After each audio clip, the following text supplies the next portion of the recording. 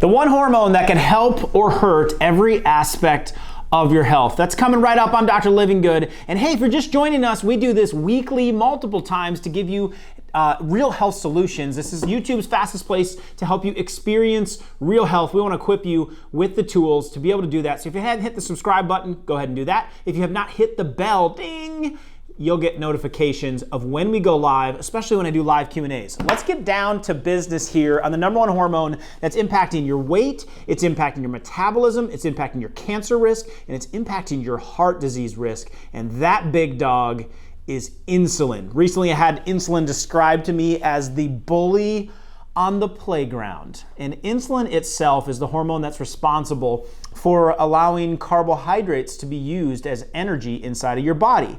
And insulin will kick out all of your other hormones that are trying to do good in your body to override that system and make sure it does its job the best, hence the bully on the playground. Now, I truly believe insulin is at the root cause of our disease epidemic that we have, especially in America. Chronic disease has a lot of roots in insulin because of what it does, especially to your weight gain, to your BMI, and to your inflammation levels. Now, if you've heard previous videos from me and information from me, we know that inflammation, since Time magazine 14 years ago, is at the root cause of most disease.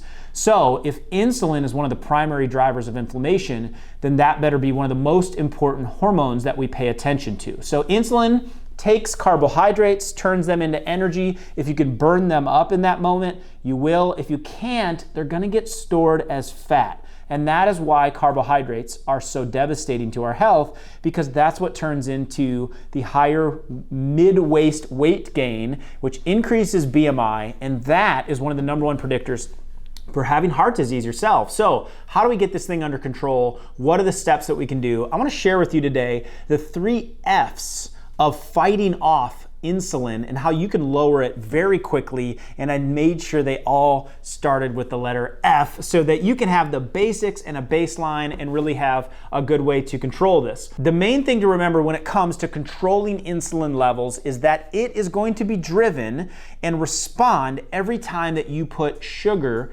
inside of your body. So any form of sugar is going to increase insulin, and then it's going to start doing what it does. Now, with a lot of carbohydrates going in, you're going to create a lot of calls upon insulin. The body eventually becomes insulin resistant, and the excess sugar that's in the system starts causing damage to your cells. That's what increases the inflammation. So what do we do?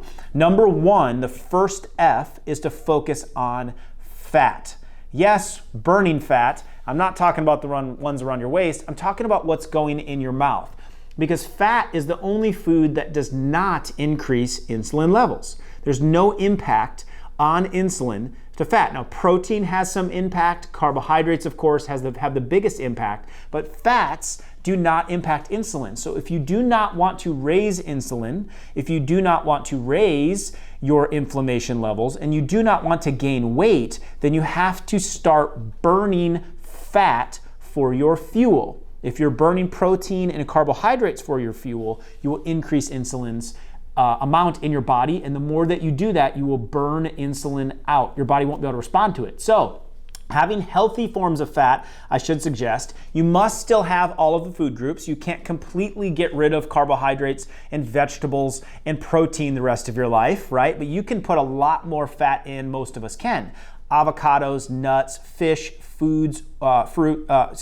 fish and seeds, and the oils of those. So flaxseed, olive oil, coconut oil, these very healthy fats have no impact on your insulin levels. So if you care about insulin, then we got to get fat going up in the diet. So that's the first F. The second F of lowering your insulin levels is fasting. Fasting is just simply not eating. That's another way to lower the insulin levels. And I'm not telling you to not eat every day, but I think one thing that you could do to supercharge your metabolism, to supercharge your weight loss, and to really have a disease-fighting system is to fast. When you go periods of time without eating, your body can put all of its energy towards healing, which means insulin is not being called upon. So the bully is not on the playground.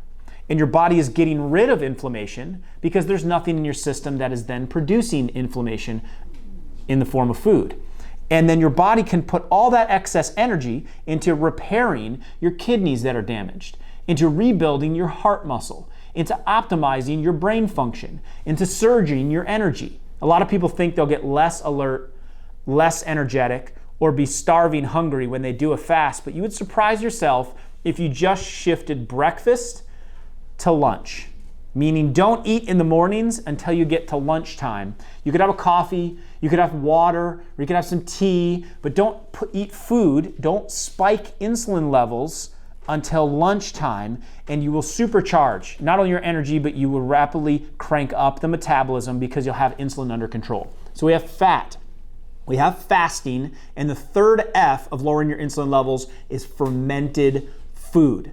Now, in fermented foods, there's acetic acid that helps to lower your blood sugar levels, hence lowering the insulin response inside of your body. The one that I like the most, apple cider vinegar. And you know me, I'm down with ACV. And the reason I am is because what studies show is that apple cider vinegar, 2 tablespoons in the morning, 2 tablespoons at night, is as effective as metformin at reducing blood sugar levels. So metformin is taken to control insulin and blood sugar inside of the body. You can naturally do this with a fermented food like apple cider vinegar by just adding it to your diet on a daily basis. If you need recipes for how to do that, go ahead and click the links below. There's other videos on the page here that will help you to palate the apple cider vinegar and get it down and get it in, and in some ways even make it tasty. But I think apple cider vinegar should be your friend if you're serious about lowering and controlling insulin and blood sugar in your body. So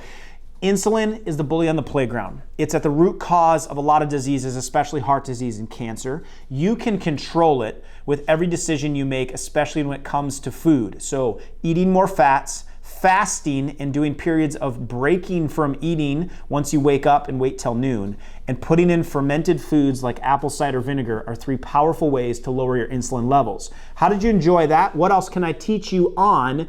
How else and what else do you need help with to control insulin inside of your body, or to help protect what I believe is one of the most important organs we have, our heart, because it's impacting as the #1 disease killer to men and women now. So let us know how else we can help. Comment below on that. We'll keep bringing you more ways to experience real health real soon.